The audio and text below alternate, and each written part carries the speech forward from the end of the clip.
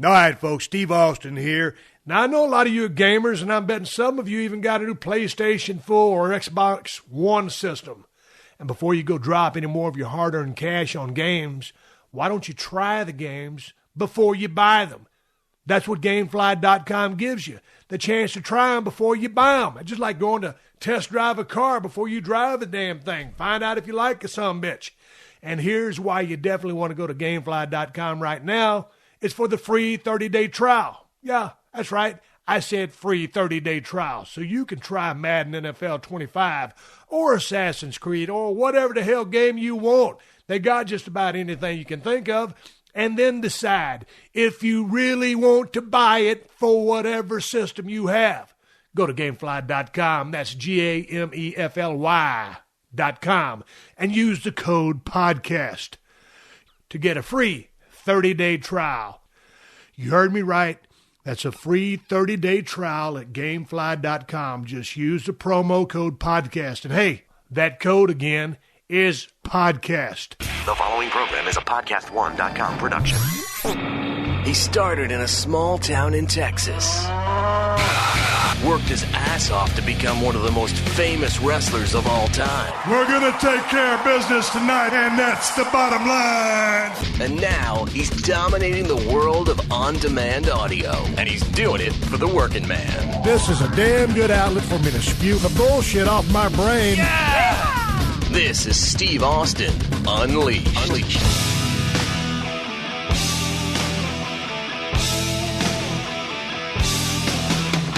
All right, everybody, welcome to the Steve Austin Show, coming to you once again from the Broken Skull Ranch out here in South Texas. And our cold front has blown out, and it's 75 degrees, and the sun's out. So 75 degrees feel like it's hotter than a motherfucker out here. Really can't bitch too much. A couple of weeks ago, we was hunting in 90-degree weather. So anyway, still down here for a couple more weeks, chasing these white-tailed deer with my buddy Ted Fowler, 361 on Twitter. Teddy's sitting right across the table from me. I've already seen him 16 times today. Welcome to the show, Teddy. How are you this morning? Doing real good. Today is my birthday. It's December 18th as we drop this show. I just turned 49 years of age. Shit, I didn't know I was going to live this goddamn long. If I was going to know I was going to live this damn long, as they always say, I would have taken better care of myself way back in the day. But shit, I feel good, feel like $1 million. I had some tamales for lunch today. Normally my mom cooks me fried chicken, mashed potatoes and gravy, and broccoli with cheese on it for my birthday meal, but she's not here today. She's down there in Edna, Texas. So I had a dozen tamales for lunch today, and Kristen, my esteemed wife, is going to fix beef enchiladas for myself and Teddy tonight. I'm going to drink about 6 to 10 Sierra Nevada Torpedo Extra IPAs and get my groove on. I turned 49 today. I've had a lot of you people send happy birthday wishes on my Twitter account, Steve Austin BSR. I appreciate the shit out of it.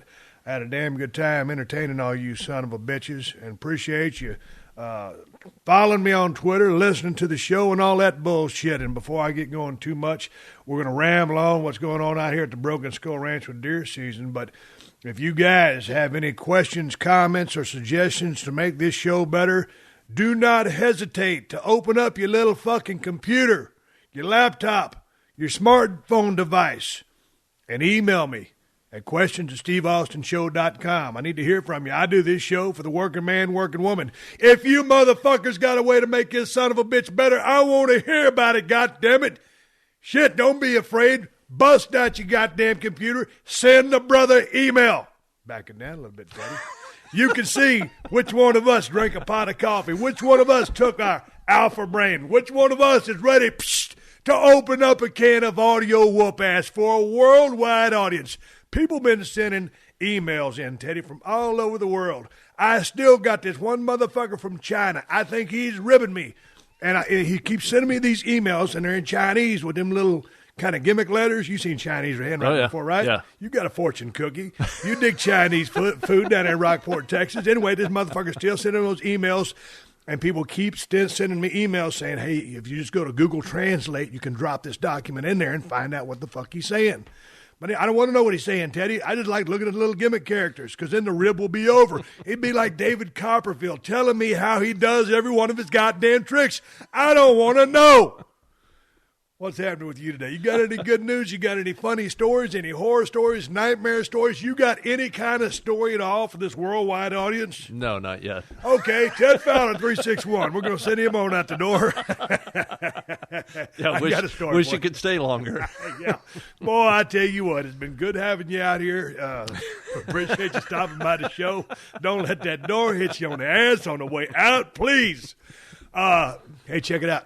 The other day I was shooting my gun, Teddy. We all shoot 308s out of yourself and me. We love it for our deer cartridge. And my gun was, I didn't like what my bullets were doing. So I switched ammunition. And to all of you people that hunt or into guns at all, when you switch ammunition, you've got to resight in your gun because, if you're shooting 168 grain, you go down to 150 or just change from Winchester to Remington or Hornady ammunition. Your gun's probably going to shoot that differently than it was dialed in on. So I had to go recalibrate my gun. So, Teddy, I went down there, and I actually had a misfire in the deer stand. I was shooting some 308s, and I shot at a deer, and it sounded like a little pop gun went off. And the bullet, ricocheted off a damn rock, and the deer standing broadside didn't even get hit. And I said, man, what the fuck happened? And I started looking and examining the shell that I had just shot, and it said 243 on the bottom of it. And I got this out of a brand new package of 308. Well, they share the same case on a 308. It's just necked up to accept a 30-millimeter bullet. But it was stamped 243. So it wasn't like I just grabbed a handful of ammunition out of my damn safe and threw it in my gun. This is straight out of the damn box. I told you this story. So I was like, man, I didn't know where the shit to wind my watch. So anyway, I got over here and decided to grab my other 308s and go re-sight in my gun so I can make sure I know what I'm doing because I'm going to make an ammo switch. And I went over there to the target range. It was damn near dark. And I got the targets, put some up real quick. I got my bag out, with my sandbag and my gimmick bag to rest my barrel on to make a real steady shot, to be dialed in at 100% still, to zero in my gun at 100 yards with some different ammunition. And I said, man, look at this. I forgot my fucking earmuffs. I forgot some ear plugs. I didn't have anything to stick in my ears to block the sound. So I started scrapping around looking for anything. So then I started looking in my pockets of my jacket. I said, maybe I got a Kleenex in here. I can bust that motherfucker up and plug in my ears. Because Teddy, when you shoot a gun, you got to have your ears on. So I started looking around, and then on the floor of the Bronco, I couldn't find nothing. And I got shitty ears anyway, Teddy. So when I shoot a gun, if I don't got my ears blocked up, it'll just be like listening through a tin can for the rest of the day. So anyway, I see this clear cellophane wrapper material on the floorboard of the truck. It's kind of like of the Bronco. It was kind of like a cross between saran wrap and a package off of cigarettes, a box of cigarettes or something. That kind of crinkly type material. Right. So I tore that in two and shoved a section, balled it up and shoved that goddamn trash inside my ear canals to block the sound. But before I did that, I said, man, you know what? I've been shooting this gun all year. I said, I don't really need to block my ears because this 308 doesn't seem too loud. But the shots I've taken where that barrel is hanging out the edge of the deer stand, that sound gets out there away from away from your head. And then that little slat I'm shooting through kind of blocks the sound. So I said, this motherfucker be quiet. And boy, I laid down and put the crosshairs on that target. Boom! God damn, that motherfucker lit my ears up. That's when I started scratching around with that fucking paper. I shoved that trash in my ears. Anyway, I got my guns dialed in, and now I'm on fire. And you and me have been chasing these whitetails. And you know what? I've seen some pretty good deer out here, but I ain't seen nothing great yet. We flew this thing. We saw some good deer, but I ain't seen shit come to the deer stands yet. No, we haven't seen any of our big boys yet, and I don't think the fact that it's 70 degrees is going to help anything now. And it's a full moon. And it is a real full moon, yeah. It's supposed to cool off Sunday, Monday, drop down into the 60s for the high. Maybe that'll jumpstart it because it was getting close to starting. Yeah. The rut was. What I'm thinking about doing is, we got these spin feeders that spin corn out on the ground. I'm thinking about yanking all the corn out in feeders and filling them with Viagra. Oh, them deer, goddamn, I ain't never seen blue corn before. And they start fucking like a motherfucker. Bucks chasing does, does chasing bucks. We got to do something out here, man. It's just been too slow. We only got a couple more weeks of gun season, and we got some more numbers to manage. Yeah, you just picked up more tags today, so I'm looking at 4 more boxes of bullets. So, yeah, we're ready to go. We're loaded up and ready to go, that's for sure. Hey, man, you ever hear of a cat named Jim Cornette? Yeah.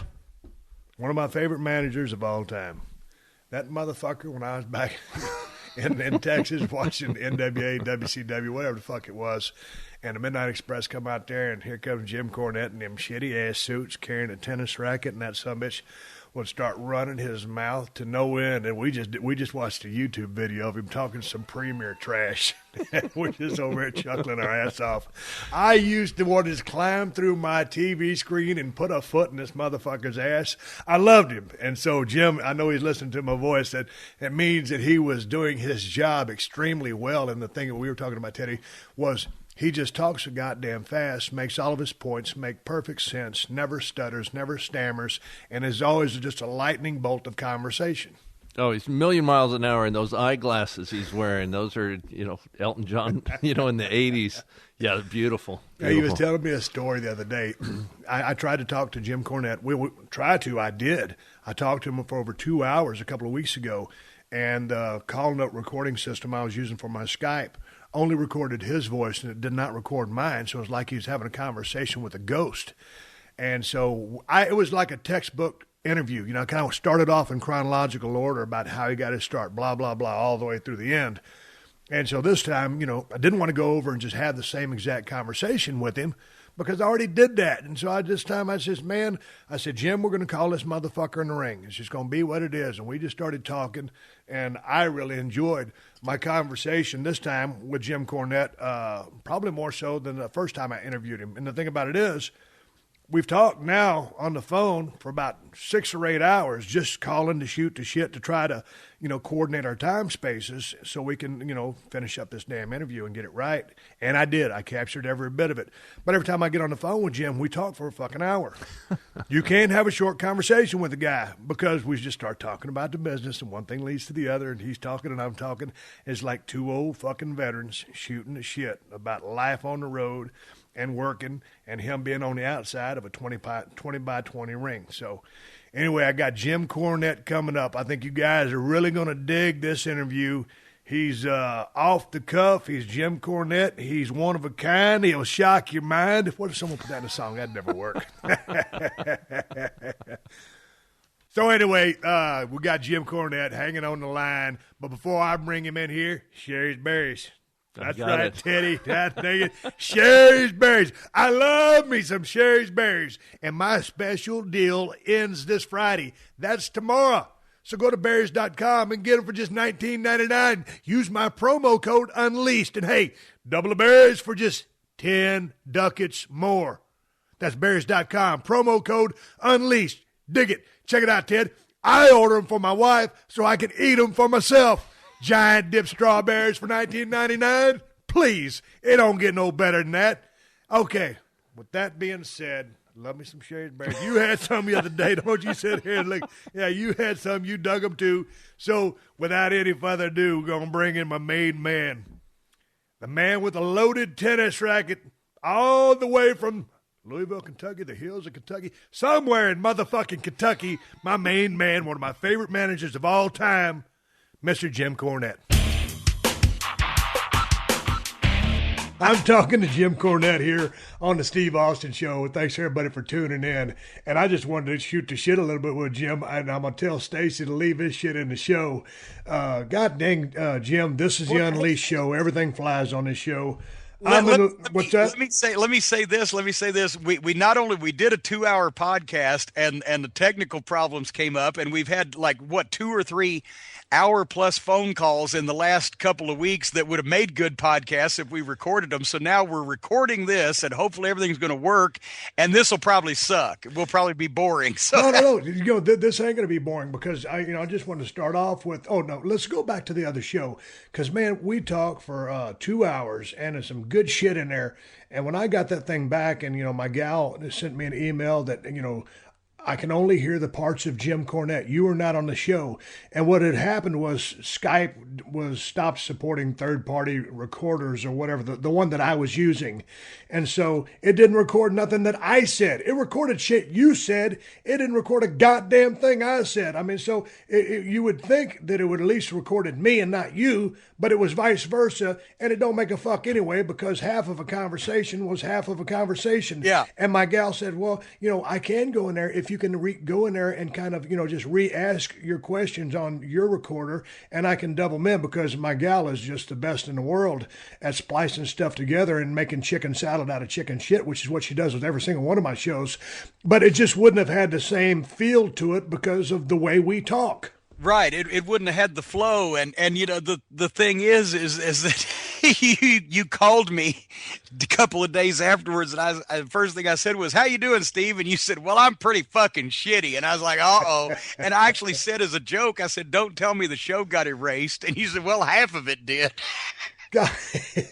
Well, someone told me I was telling someone what happened. They said, "Well, hell, man, just Cornette's half of a conversation would have made a great podcast." I said, "Well, I was like, well, you know what? You probably have a point there. I should have just spliced all his shit together and just let it fly." Well, it would have been less work, but hey, it gives us an excuse to talk again for however long about a bunch of old wrestling and tell bullshit stories and potentially, what was the James Garner line in the movie Sunset? It's all true. Give or take a lie or two. Give or take a lie or two.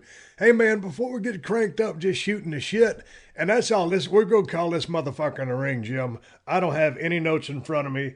I have my laptop computer in my lap, and I've got the books that you sent me right in front of me, and I've been glancing through those. But I wanted to at least just first, let's talk about the Jim Cornette experience, your podcast. What the fuck's going on? Well, actually, we've been doing it, I guess, for about 6 or 7 weeks now. It's on MLW Radio, and you can go to MLW.com. Court Bauer, who has run his own promotion, Major League Wrestling, and also spent some time working for the Evil Empire, writing for Vince McMahon. He had me as a guest on one of his podcasts that with Conan. A couple of months ago and got great feedback on it and called me and asked me, said, "Hey, would you like to do a podcast?" And people have been asking if I would do it. And I'm just so technically illiterate that I hadn't done it up till now. But I said to Court, as I always tell everybody, if you'll do all the work, I'll take all the credit. So we've started that, and it goes up every Thursday morning, and it's available for a week on MLW.com, the Jim Cornette Experience. And we talk about a little of everything. We talk a lot of old wrestling. We talk about bullshit. I've actually just successfully waged a campaign to get Seth MacFarlane to realize the error of his ways and bring Brian Griffin back to Family Guy. And sure enough, for the Christmas episode, there it was. So the Cult of Cornette, all my followers on Twitter at the Jim Cornette, and the people that listen to my podcast, the Jim Cornette Experience, I marshaled those forces, Steve, the combined power of all my millions and millions of followers brought finally Brian Griffin has come back to Family Guy. And so that's just an example of the public service that I perform every week on MLW.com on the Jim Cornette Experience. As original, as one and only and as original as you are, that sounded a little bit plagiarized. Well, here's the thing. I've always said when you steal from one person, it's plagiarism. When you steal from many, it's research. And what I do is I just steal everybody's shit. I told Jerry Lawler one time, I said, "I've made more money with your material in the wrestling business than you have." And I think he liked it. I'm not sure. Hey, man, so when you go to talk to your cats, I mean, how much kind of research time are you putting into all this? Well, I jot down things. I'm an obsessive note taker. Because I got the OCD, and it comes from years of being in the wrestling business, keeping track of my bookings, keeping track of my finishes, years of booking. I write everything down. So I jot things down that strike me funny or maybe not funny, maybe serious, but I jot things down and I retain things. And I'm like Michael Hayes also. I steal a lot of lines for promos from popular music. You know, why not? But, you know, I try to approach it as seriously as possible because we want to give the people a good show. But at the same time, a lot of it's just like what we're doing, calling it in the ring. Because when you're talking to somebody that is just is kind of a naturally entertaining motherfucker like you are, you know, you don't need to sit there and put words in people's mouth. And that's, we've talked about it before. Nobody heard it, but we talked about it. Yeah. That you know, that's why sometimes these days wrestling seems to be homogenized and sanitized and pasteurized for your protection, sort of like that paper wrapper on the Super 8 toilet seat. You know, where it's not really the guy's true personality shining through. And we always encourage that. So a lot of it's just, hey, what comes up, comes up. And, you know. You try to keep your shows about an hour length? Yeah. Also, you don't have to spend your life, you know, on this. I mean, sometimes podcasts go for quantity instead of quality. And we do about an hour each week. And then there's VIP content you can sign up for if you just can't get enough of us. But yeah, we try to keep it, you know, get in, get out and keep it moving. And, that's a good wrestling match. And hey, that's a good podcast. That's almost everything in life, including sex. Get in and get out and don't let it get dragged. You know, you're a creative wonder and you like doing this kind of shit. So are you enjoying the podcast endeavor? Is it more time intensive than you thought it would be, or it just goes with the territory? Well, no, yeah, I am enjoying it because, you know, especially I hadn't got into the Twitter thing until just recently. I've had a Twitter account, but my wife set it up because she got mad because somebody stole Jim Cornette at Jim Cornette. It was a fake guy. Don't that piss you off? And well, you know, and she says, hey, I'm going to call Twitter. So she calls or she writes Twitter or whatever. And they said, well, if you can prove that this person is not. And she said, hey, why do I have to prove that my husband is my husband when this motherfucker didn't have to prove that he was him to get the account, right? So she put it at the Jim Cornette. And I don't know how to use these smartphones. So every once in a while we're riding in the car and she'd say, well, so-and-so said such and such. And I said, well, Twitter back this. And so it was like a dictation thing. And then finally she put a thing on my computer. She said, here, click this if you want a Twitter, because she got tired of me. Yeah. And so now I'm doing it. I'm having fun with it. It's great interaction with the fans.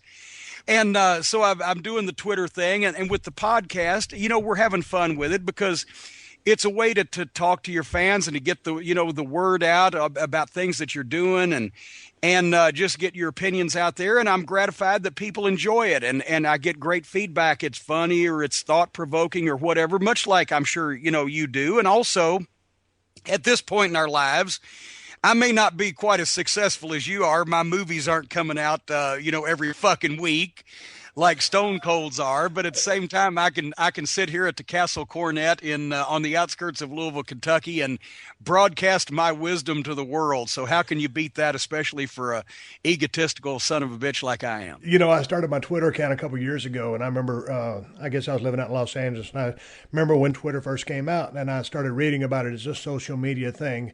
And when to send a message, it is called a tweet. And I always thought to myself, man, fuck that. I'm going to send a tweet. You know, I'm kind of like, you know, figure myself one of those macho motherfuckers. You know, I'm not going to send no fucking tweet. So anyway, a couple of years went by and I said, you know what? I don't hardly do anything out there in Los Angeles. I live out there because, you know, I can take a meeting. It's pretty handy, and I love the goddamn weather.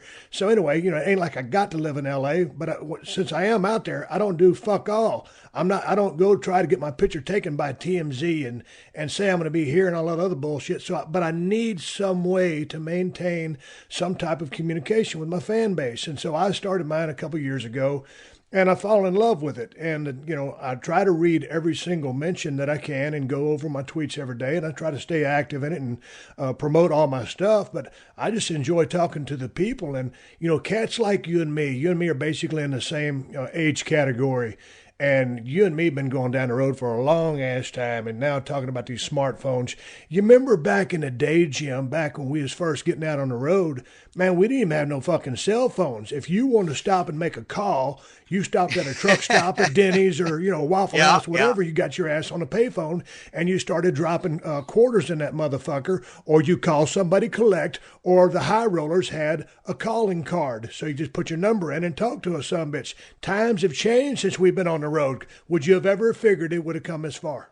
Oh, well, I've said many times, every interview I've ever done, if there were cell phones in the 80s, nobody in the wrestling business would have been married longer than 6 weeks. And and think about this. You used to leave home and drive somewhere with some of your friends 400, 500 miles in a car. And you'd okay, honey, I'll be back at 4 a.m. As a matter of fact, Dennis Condrey, and Dennis Condrey about the Twitter thing, he had a great line. He said, I don't understand this Twitter thing. He said, because as I sit here, right now, I don't give a fuck what anybody in the world is doing and don't know why they would think that way about me.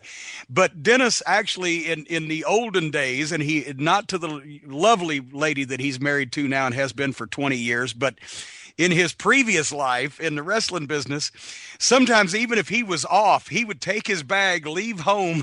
He'd go do whatever he was going to do. He would stop at a gas station bathroom, wet his tights down, and come back about 3 a.m. with a wet bag of tights. And it was a hard one tonight, baby. And, that's what you used to be able to get away with, because you literally were incommunicado to the rest of the world from the time you left home till the time you got to the building, and from the time you left the building till the time you got back. And it was the Wild West. When did you first get your first cell phone? Because I know you couldn't have been like, back when those first cell phones came out, they're size of a fucking brick. And that was the rich folks had that phone. So I never had one of those. What was your first cell phone? When did you get that motherfucker? Well, I remember the ones the size of a brick because Paul Heyman hit his head with one in 1988 and crossed my eyes. I bled like a stuck hog on TBS, and not all of that was self-inflicted, I'll tell you that. Did he hard-way you with the cell phone?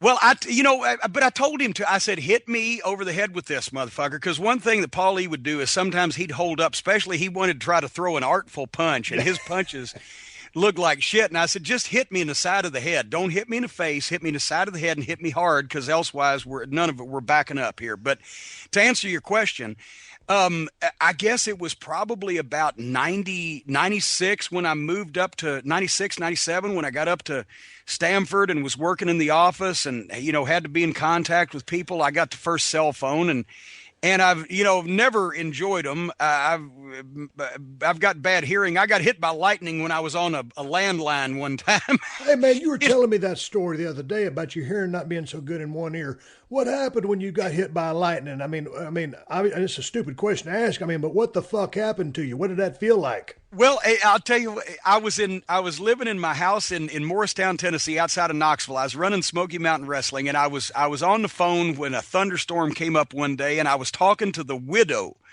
of the late Whitey Caldwell, the all-time top babyface of East Tennessee wrestling, getting her to come to the Night of the Legends show to accept an award and everything.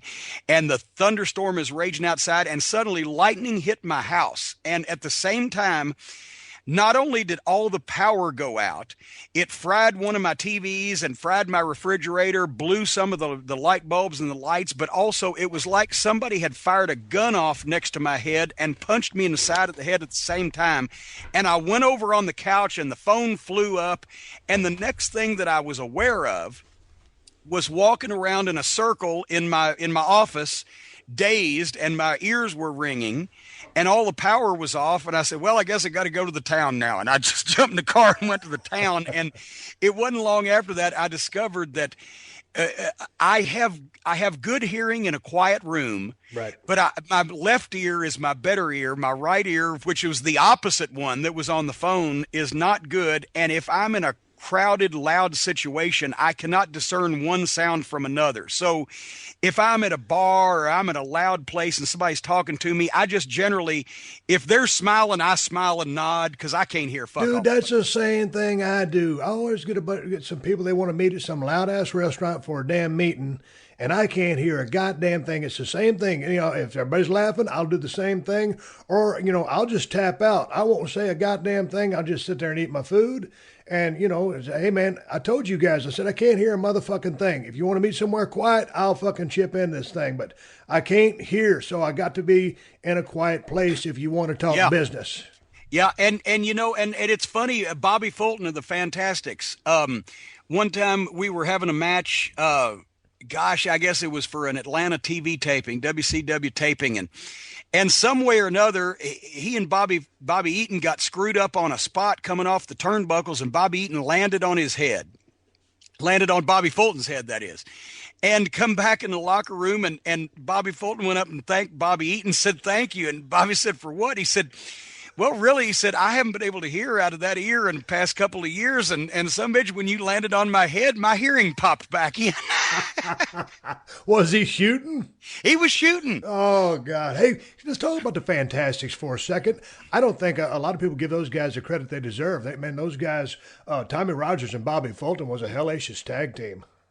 Oh, they were tremendous in the ring, and you know, it wasn't a situation where, with the Rock and Roll Express, you had Ricky Morton, who was always the guy that sold, and you had Robert Gibson, who was always the guy that made the comeback, and that was what they were better with, and it worked for them. But with Bobby and Tommy, they were more similar, and each one of them could sell their ass off. Yep. And Bobby Fulton's been one of my friends since way before I got into business, and you know, he was an underneath guy, and I was a photographer, and he used to ride with me and my mom because he didn't have, he was an underneath wrestler back in those days and didn't have the money to get to the towns. But Tommy was more athletic. I always joked to Bobby, I said, Bobby, you don't weigh but 210 pounds every time that I have to wrestle. I pick Tommy up, he goes right up, and you're the heaviest guy since Bruiser Brody. I can't slam you to save my life. But they were great workers and great athletes. And actually, as far as technically being great workers, they were better athletic workers and had better teamwork than the Rock and Roll Express. It's just that the Rock and Roll had Ricky's incredible selling and had Robert's comebacks, and they got places first, so they got the lion's share of the notoriety, and we made a lot more money with them. But I would say the Midnight and Fantastics matches technically and in the ring were even better than the Midnight and the Rock and Roll matches. And that's not downgrading anybody, just stating a fact. The Fantastics never got their due. Where was Tommy Rogers and Bobby Fulton from? Because you said you was childhood or friends from back before the business. Where was Bobby Fulton from?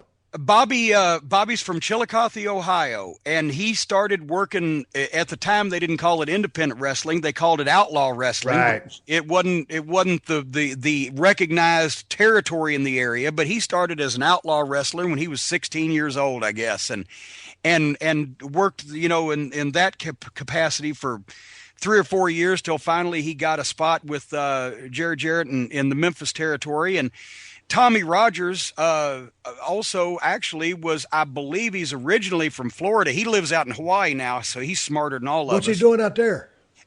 Sitting on the beach, as far as I know, man. His work caught up with him for a while. I believe he had a hip replacement, and he hadn't wrestled in quite a while. But Tommy was from Florida, and he got into business in the early 80s, and Bobby had been wrestling since he was a teenager in the late 70s. And Bobby and Tommy Rogers were not the original Fantastics.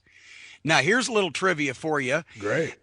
What happened was Bobby Fulton was working in Memphis when Bill Dundee lost one of his power plays with Jerry Lawler. Lawler took the book, and Dundee had to go away for a while, and Jerry Jarrett had been talking to Ole Anderson down in Georgia, and Ole's Georgia towns were on their ass. This was 1983 because they were concentrating on their northern tours in Ohio and Michigan off of TBS. And so anyway, Ole made a deal with Jerry Jarrett, send me a crew down to Atlanta, and they're gonna run my Georgia towns, where we'll do a studio TV in Chattanooga, and they'll run Chattanooga and Knoxville and Augusta and Macon and all the Georgia towns, right? Columbus.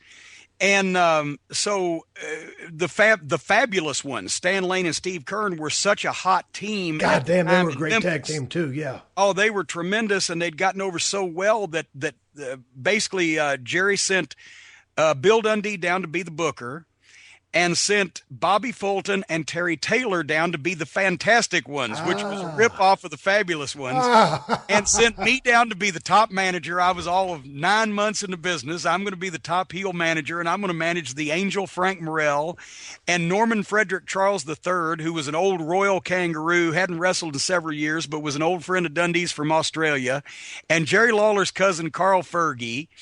And the bounty hunter, Jerry Novak, that was the heel crew. And we had Coco Ware for a little while and Steve-O and a few guys. And actually it was great. We did tremendous business. In 6 weeks, we doubled the houses from nothing to next to nothing.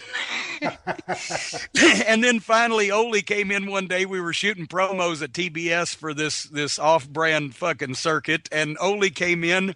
And it's the only, actually the first time I'd ever been fired, but I didn't feel like that I was fired because his exact quote was, "Don't do this anymore." And Dundee said, "What, you mean the promos?" He said, "No, the whole territory." He closed the whole territory down after 6 weeks and said this was a bad idea. But when you took a bunch of guys that the Georgia fans had never heard of, and all of a sudden they replaced the Georgia wrestling superstars with this little studio TV taped in front of 30 fans in Chattanooga at Channel 3. That's what you got. So, but it was a great experience, learning experience for me. Only being 9 months in the business and only having worked Memphis to go down and be the top guy. I was the top heel manager in a phone booth. And it was great experience. And Frank Morrell was my teacher. You remember Frank from when I came through USWA, he was refereeing at the time. Yeah, he had a wrestling career for like 25 years at that point, and then he retired into the referee role. But I rode with him and Dundee and Ronnie West, the great referee from Georgia, for so many years, and learned so much. I mean, Frank Morrell one time said to me, he said, I was complaining because, oh God, we're going to go all this way and we're only going to make $50. He said, "Boy, you ever seen $50 worth of ham and eggs on a plate?" Well, okay, point taken. Another time it was 100 degrees in a rec center building somewhere. And I said, well, maybe I'll just go out without my jacket on. He said, "Kid, if it's too hot to wear your gimmick, it's too hot to work." He was full of that. Yeah. And I was able to learn some of these things from these guys that had been everywhere and seen everything and done everything. Hey, you brought up Ole Anderson's name a while ago. Ole was a rough, gruff, tough son of a bitch. And when I passed through WCW, I got along just great with him. I really enjoyed Ole. And, of course, watching him in a tag match, I didn't get a chance to catch a whole lot of Gene and Ole, but I caught a whole lot of Ole and Arn, one of my favorite tag teams of all time. What was your relationship like with Ole Anderson? Well, Ole, not only was he a gruff son of a bitch and wrestling's original grumpy old man, but he was incredibly intelligent, right? Incredibly well-spoken. He was dedicated to the wrestling business, and he was very straight-laced with it. And as a matter of fact, my favorite Ole Anderson, one of the nicest things that anybody ever said to me, Ole said, Cornette, one time, he said, I used to think you were a dumb fuck, but so many other dumb fucks have come along that are worse than you, that you've moved up the ladder without doing anything. Ole and I got off on a rocky start because Dundee had done a deal in that Georgia territory in the summer of '83 where my rich mother had sent my poodle Fifi down because I'd never had, Fifi had never had a birthday without me being along, with her. And we had a birthday party for Fifi. And this videotape, I've got a shameless plug at jimcornette.com. If you go and you look up my rookie year video, this video is available. Like 7 people saw this fucking show, but I've preserved it. We had a birthday party with all my heels wearing the hats and blowing the noisemakers, and we had a cake. And of course, the fantastic ones, Bobby Fulton and Terry Taylor, came out and put my face in the cake. And Ole came from the real straight-laced, the Carolinas, where there wasn't a lot of comedy and there wasn't a lot of bullshit in wrestling, and they didn't do a lot of outrageous things. And he remembered the Nick Goulas days from Tennessee, where Nick was a notoriously bad payoff man, and they did a lot of hoo-ha. He didn't understand the Tennessee wrestling philosophy, and we're in Chattanooga after all, so it's Tennessee. So first time I met Ole, and I'm a young kid, but I was still a smart ass, and I said, "Ole, it's nice to meet you." And I shook his hand, and he said, "Yeah, you had the birthday party for the dog on my television." I said, "Yeah, I saved you a piece of cake." He said, "Really?" I said, "Yeah, it's in my ear." And so, Ole and I had a star-crossed relationship until finally he got a begrudging respect, I think, for me because he enjoyed zingers. He liked verbally jousting with people. And if you could stand up and trade with him verbally, he got a little bit of respect for you. So one time after the Great American Bash of '86, we're working for Crockett, and we're in the locker room in Huntington, West Virginia. And Ole, you know, had gotten his check, and we'd all gotten our checks for the bash. And I think his check for the 14 bashes was like $17,500, and mine was like $22,000 because we were figured in a little bit, right? You know, stronger with the midnight and the rock and roll and the road wars and et cetera.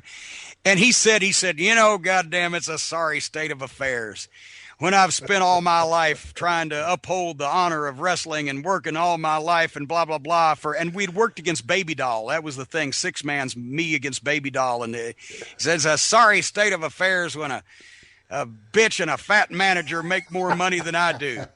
And I said, well, to be honest with you, Ole, I said, I'd just like to take this opportunity to thank you right here and right now for paving the way in the wrestling business so that I could come in and make more money than you did.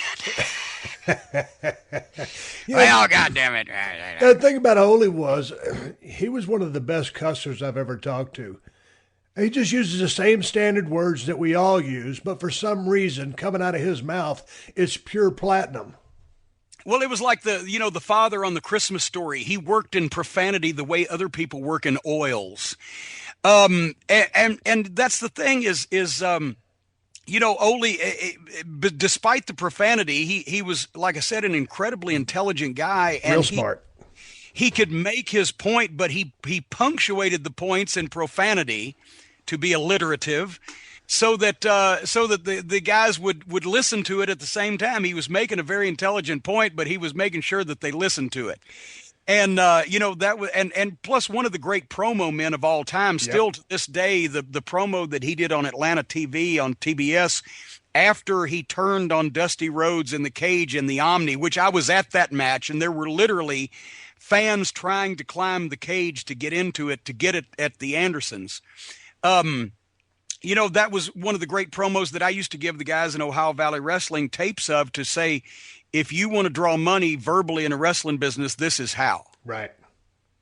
And so Ole and Gene, they were a no flash tag team, but they drew money in Georgia and the Carolinas for years. And people always say, well, why didn't the Anderson brothers go anywhere else if they were so good? And it was much the same as Lawler in Memphis, where they would have been stupid to go anywhere else. They were making so much money, and they were on top and drawing such big houses in the Carolinas and Virginia and Georgia that they didn't need to go anywhere else for years, years at a time. Hey, whatever happened to Gene Anderson?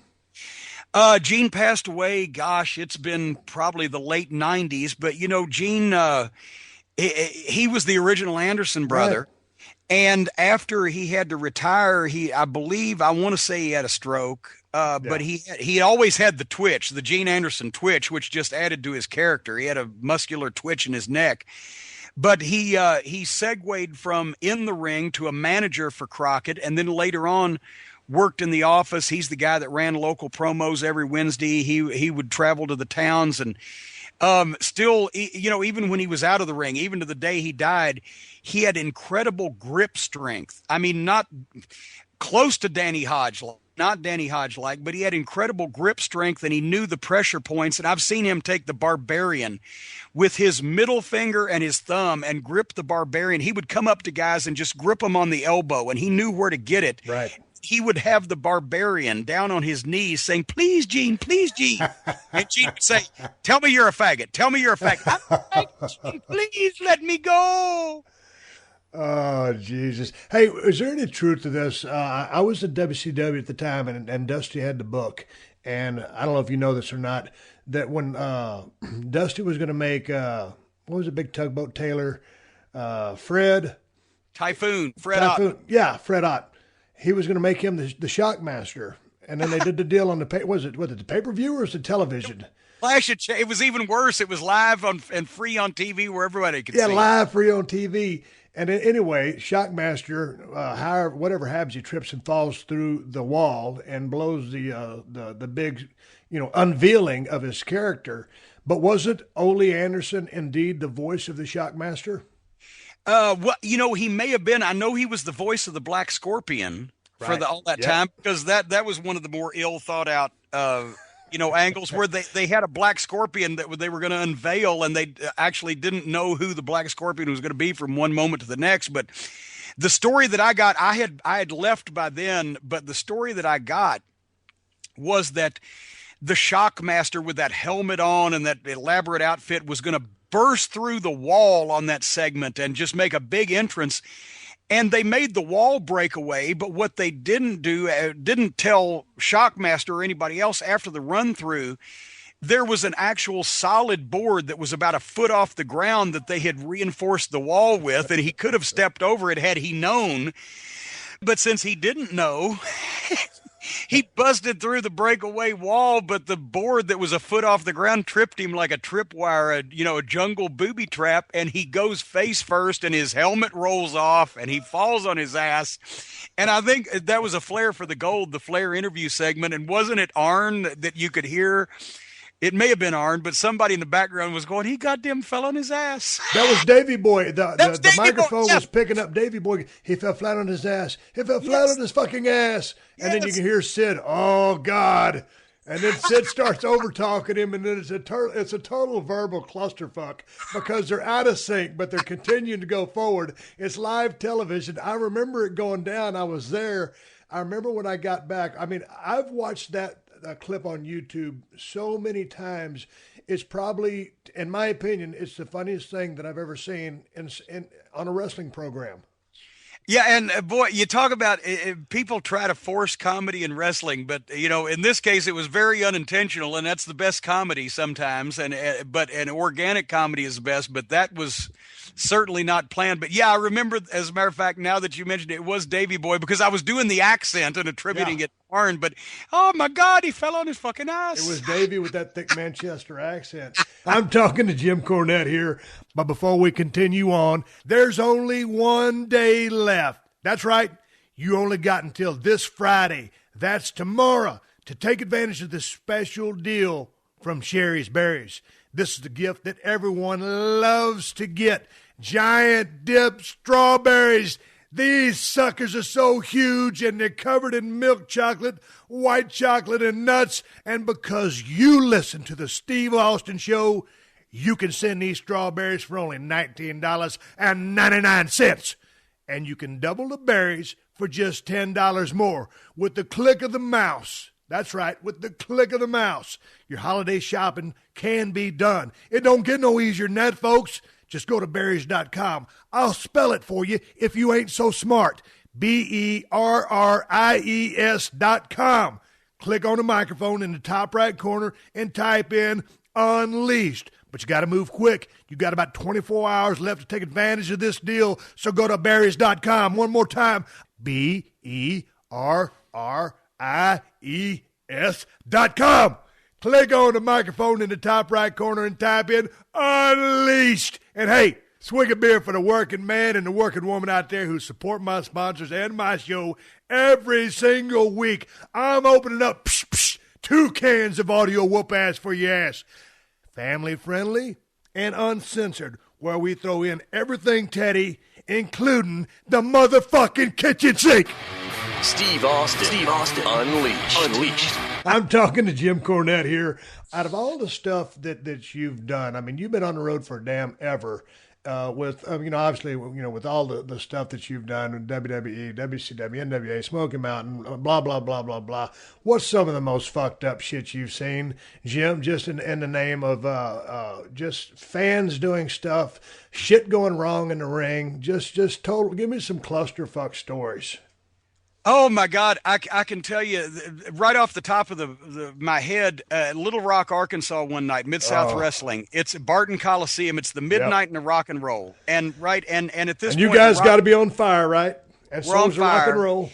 It's sold out, and we go to the ring first, and here comes the rock and roll, and they bring the lights down, and they hit the Van Halen music. They were using Jump at the time as they're into, because that was the hot song. And they drop the lights and they put a spotlight on the stage. So here comes, out of the Barton Coliseum locker rooms, you come up these stairs onto this big stage, and that at the end of the arena, and then you come off the end of the stage, down the stairs and down the middle aisle to the ring. Well, here comes Ricky and Robert, and the shrieks from the teeny boppers are deafening, and the spotlight is playing all over it, and the people are going crazy. And Hoot Gibson, Robert Gibson, Punky and Hoot, for everybody. If you don't know who Punky and Hoot are, you're not involved in the wrestling business. Ricky's Punky and Robert's Hoot. And they come up. Hoot had his issues sometimes with stepping places he shouldn't step. So they come up on this stage and they're in the spotlight and the people are going crazy. But of course, the spotlight in their eyes, the only light in the arena, they can't really see. So they're going on, we need to move forward. That's the only thing they knew. Well, we're watching in the ring, me and Bob Eaton and Dennis Condrey, and Ricky comes to the front of the stage and starts coming down those stairs to come down the middle aisle. And Hoot, the spotlight got in his eyes. And it was a T-shaped stage. And he walked off the corner of the stage, not being able to see, and just dropped out of sight. Just complete, like an elevator had just taken him down, and fell off the front of the stage. And then you see a hand come up and boom. And oh my God, Hoot's falling again.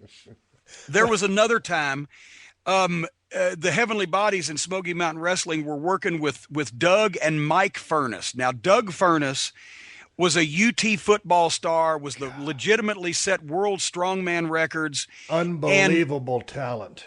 Running His back brother, at the University of Tennessee. Yep. His brother, Mike, was also a football player at UT, but did not get all of the athletic genes of the Furness family. Right. So Doug had called us and said, hey, my brother Mike wants to get into wrestling, and if you guys will train him, I'll come out, because he was living in California at the time. I'll come out and make the Christmas week shows for you, because Christmas was always a huge time for wrestling. So, okay, so we trained Mike for, 6 or 8 weeks. And then finally it came, we shot the angle where Mike Furness debuted in Smoky Mountain Wrestling, but the Heavenly Bodies got on him and beat him up. And here comes Doug, and we're going to have the tag match Christmas night. I believe it was 1993 in Knoxville, Heavenly Bodies and the Furness brothers. And Doug, being the experienced veteran, he said, I'll sell and I'll give Mike the tag, right? So he sold his ass off for the Heavenly Bodies for like 10 minutes or so, and finally he hits that hot tag to Mike Furness, and Mike was so excited, and there's 2,500 to 3,000 people in his hometown. They just blew. Oh, my God, here comes Mike, and Tom Pritchard is in the ring, and Mike stepped through the ropes and ran at Tom and jumped and hit him with a flying clothesline. Boom! And Tom takes a big bump, and Mike, he ran so hard and so fast, when he leaped up in the air and hit that clothesline, he landed and kept rolling and rolled right out of the other side of the ring. So he literally was in the ring for 3 seconds. He leaped up, hit the clothesline, landed, and rolled out to the floor.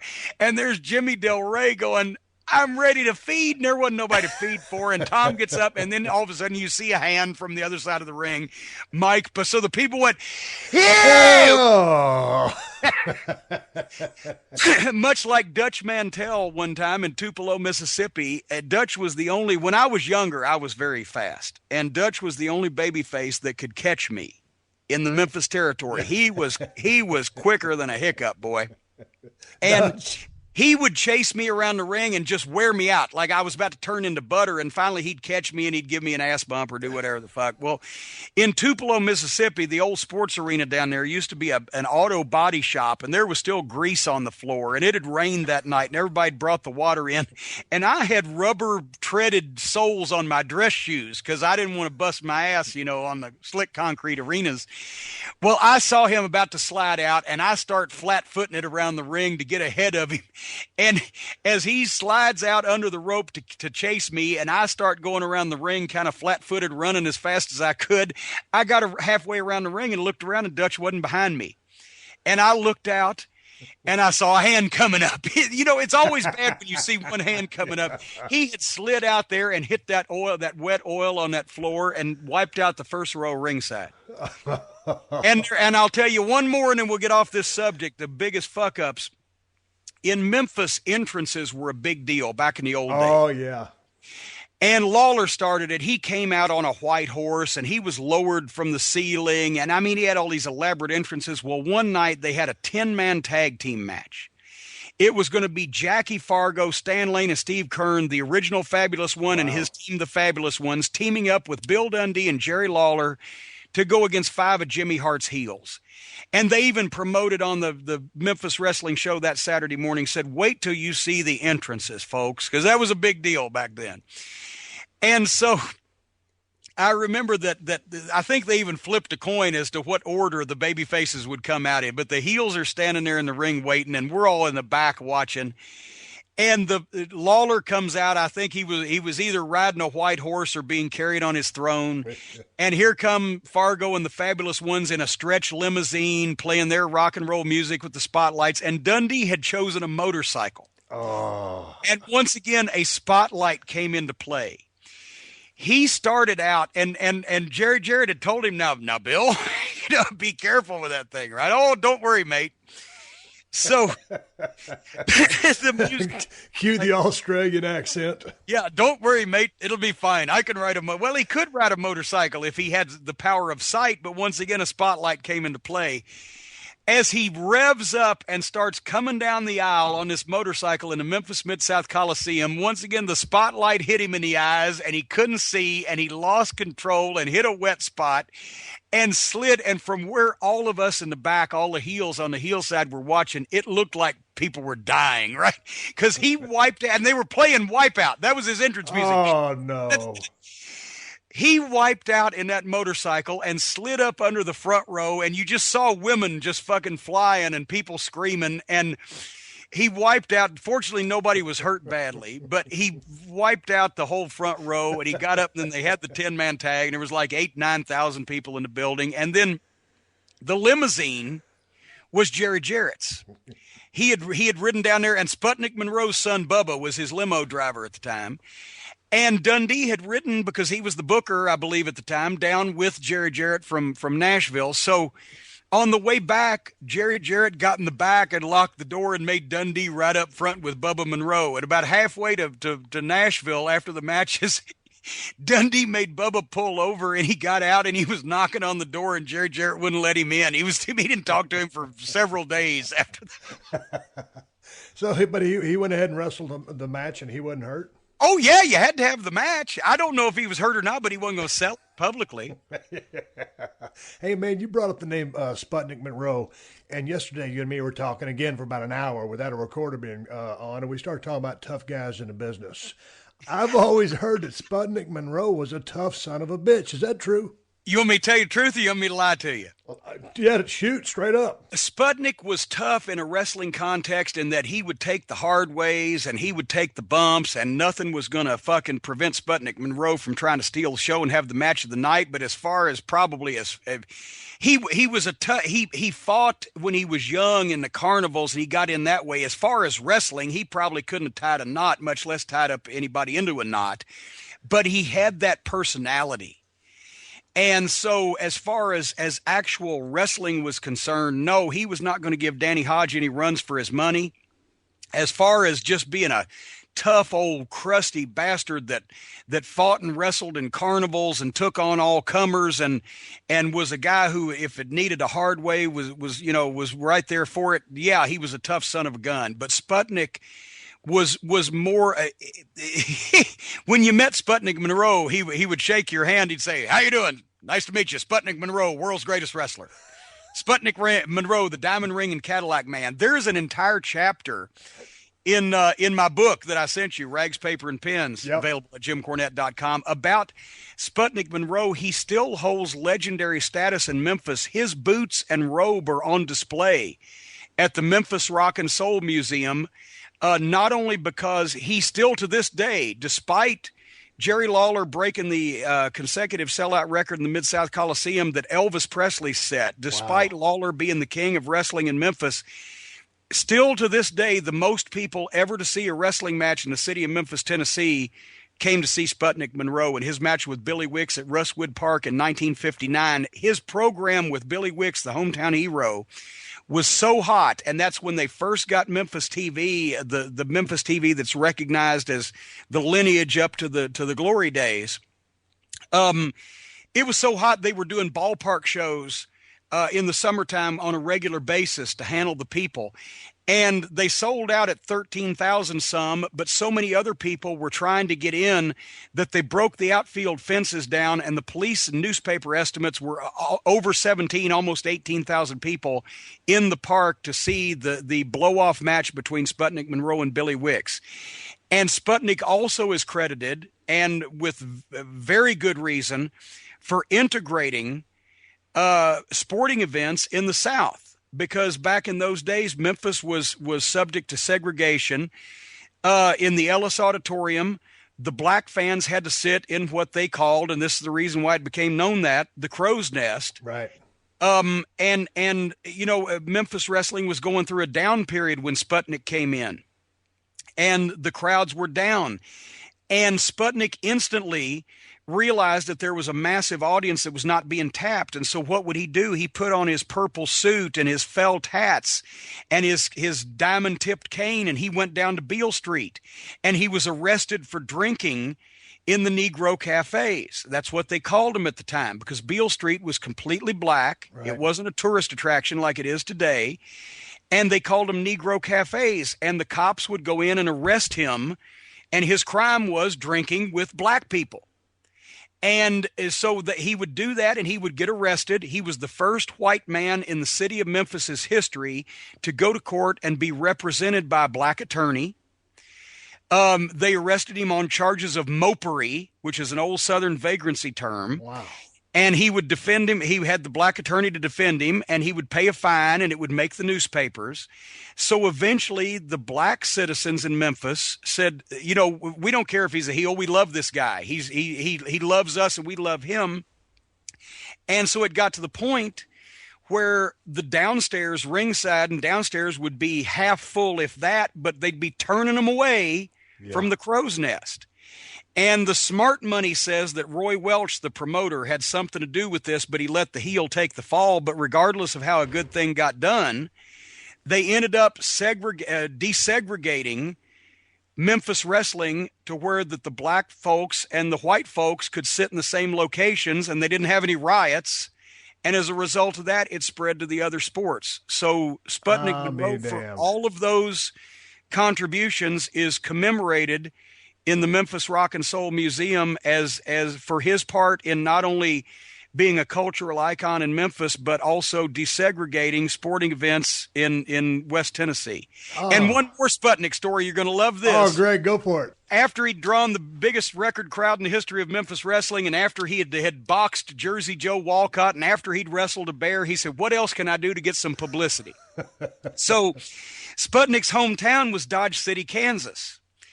And that's how he was introduced. And at the time, in 1959, 1960, one of the big hit Western shows on TV was Bat Masterson. And Gene Barry, the actor, played Bat Masterson, who was allegedly the sheriff of Dodge City, Kansas, in the program. So Sputnik got the idea that since Gene Barry was going to make an appearance at the Mid-South Fair and Rodeo that year, that he would go to the Mid-South Fair and Rodeo. He would go up on stage, crash the party, and punch Gene Barry in the nose and get on the front page of the paper. Well, he went, and of course, now some people say alcohol was involved. Right. But he went to the Mid-South Fair and Rodeo, and there was such a jam-packed crowd, and there was such security, he couldn't get anywhere near Gene Barry. But in the process of being there, he somehow made the wrong remark to this cowboy from up in Paris, Tennessee, that was there for the rodeo. And once again, the stories differ, and alcohol was involved, but apparently the cowboy decked Sputnik anywhere from 1 to 9 times. Now, and this story is in my book also, because it was covered in the newspapers at the time. The next day, the newspapers had pictures of Sputnik with this big bloused eye and the stitches. Sputnik runs afoul of cowboy at fair, decked 9 times or whatever.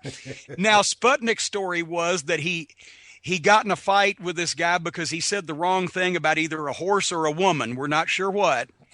And while he was handing off his brand new Homburg hat, the guy sucker punched him, and then he slipped in horse manure trying to get up, and the guy hit him again. But regardless, Sputnik Monroe, the top heel in wrestling, got beat up by some unknown cowboy. So Roy Welch and his son Buddy Fuller, who was the matchmaker, trying to make a positive out of a negative, challenged the cowboy to come down to the Ellis Auditorium that following Monday night, and they'd pay him $1,500 if he'd get in the ring with Sputnik again.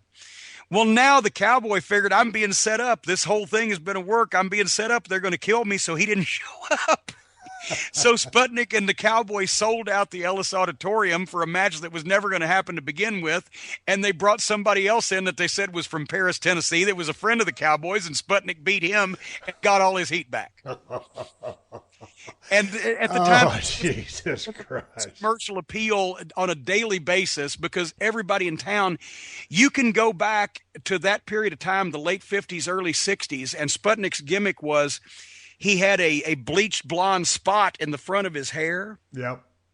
You can go back in high school yearbooks and at that time, and a lot of the guys in like 11th, 12th grade had bleached blonde spots in the front of their head because Sputnik was their hero. He was the hero of the teenage guys, yeah, and all of the black fans.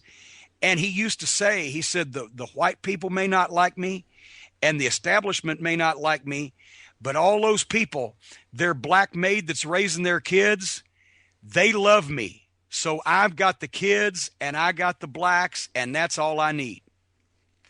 I'll be damned. To this day, if you mention the name Sputnik Monroe in Memphis, you know, second only to Jerry Lawler, you will instantly, everybody knows who you're talking about. Hey, I always heard Dickie Slater was pretty tough. Did you ever cross in the same territory with him, or was this more in his Mid-South run? No, I sure did. And he was tough. He knocked, who was it he knocked out? John Matuzik one time? When was that? It was in a bar somewhere. But he was just a good old boy. But he was, I mean, and he wasn't the biggest guy in the world. Certainly a good-sized guy. But I heard that summit was just tougher than nails. He was tough, and you know, I crossed paths with him. And as a matter of fact, when he was the booker, and when Jim Crockett Promotions bought the Georgia territory in 1985, you know, after the whole thing with Vince taking the TV, and I mean, we could go on about that, but basically Crockett bought Atlanta in 85, and he had a crew in Atlanta and had a crew in Charlotte for about 6 months before he combined them. And we had just come from Dallas and started working there, and Dusty was the booker of the whole schmear. And he gave orders that the Midnight Express is going to go over every night. With even Bob Eaton and Dennis Condrey, they even split battle royals as heels. We were not defeated. Nobody touched me, right? Because he was saving it for the rock and roll in himself. Well, Dick Slater was the booker in Atlanta, and he and Buzz Sawyer one night, I guess it was in Charleston, West Virginia, decided to go Broadway 30 minutes with the Midnight. And of course, you know, afterwards, we did what we were told, but afterwards, Dennis said, you know, that ain't right. Dusty said we were supposed to go over. He's got big plans for us. You better call the office, Corny. So I called the office and checked to see, and, we didn't know about this. We'll take care of it. Because what we didn't know was they were about to fire Dick Slater, and they were about to fire Buzz Sawyer, and they were about to fire all the guys, that, you know, and bring their own crew everywhere. So we show up at the next town somewhere in Ohio the next night, and I got a couple of hot dogs, right, because I was starving, and I got a couple of hot dogs, and I just sat down in the locker room, started to eat them, and Slater comes in and says, Cornette, I need to see you. I'm like, oh, shit. Can I finish my hot dogs? He's like, you may not want to. I'm shitting, right? Dennis and Bobby said, we're out right outside to go talk to him, whatever. What is he going to prove how tough he is by beating me up, right? So he called the office on me. I said, Dick, all I can tell you is that Dusty told us this is what's going to happen. And, you know, we were calling to check and make sure because it was contrary to what we were told. Right. And I'm like, oh God. And he said, well, I know what's going on and I know what they're doing, but you know, I didn't know what we were coming back with and why beat us and why beat you. We just went Broadway. I said, well, hey, we're here to do whatever. So I was shaking like a dog shitting peach seeds, but Slater was a tough son of a gun, and everybody knows the story with Sting, and I like Sting, and I don't mean to embarrass him publicly, but if you don't know it, I'll tell it to you. I've heard the story, but not a very good description of the story. What the hell happened? Basically what happened, Slater and Dark Journey were a couple in the UWF, and Sting was an innocent victim in this because Slater and Dark Journey broke up, and so Slater wasn't about to give her a ride to the town, but she was still on the card, so some way she asked poor Sting, hey, can I ride with you? And they come in together, and somebody went over in the heel locker room and told Slater, hey, Dark Journey just came in with Sting, and Slater got mad, and at the time you didn't do this, busted across the building into the babyface locker room and fucking basically grabbed Sting and gave him the fucking flush thing. He punched him out and flushed his head in the toilet a few times. And nobody stopped him, including Sting or anybody else, because he went to fuck with Dick Slater.